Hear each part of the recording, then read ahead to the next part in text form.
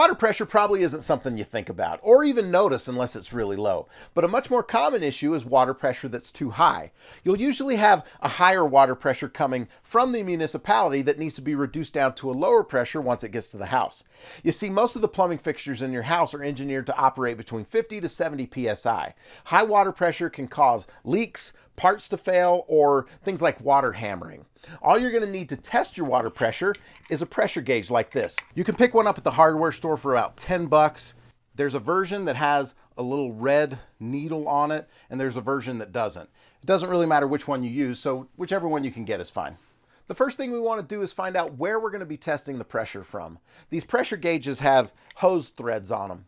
Now, if your water heater is really old, or you've got one of those plastic shutoff valves down at the bottom, you're not going to want to test your water pressure here. The older that plastic gets, the more brittle it becomes, and I'd really hate for you to end up with a leak or have it break off completely. So the next place you want to look is actually go to where your washing machine hookups are and try and test there. At the washing machine hookups, you want to remember to shut off the supply before you remove the hose.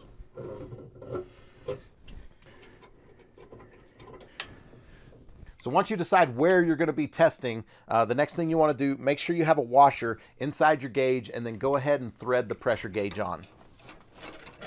If you have a rubber washer, tightening it down by hand should be plenty tight.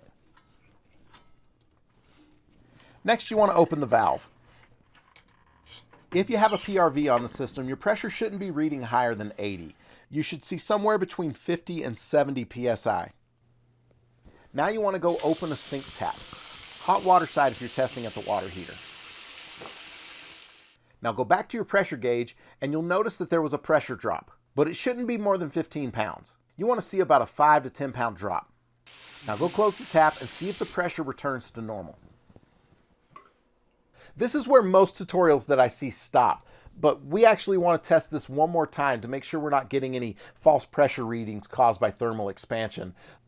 Now go back and open the tap again and see the pressure drop. Then close the tap and see where the pressure comes back to.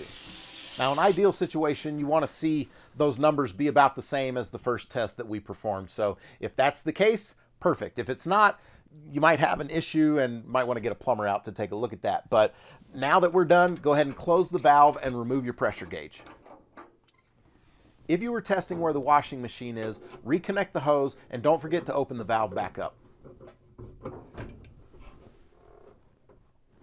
If you're not comfortable doing stuff like this yourself and you still want to know what your water pressure is, any plumber should have a water pressure gauge on their truck and be willing to test that for you. Thanks so much for watching. See ya.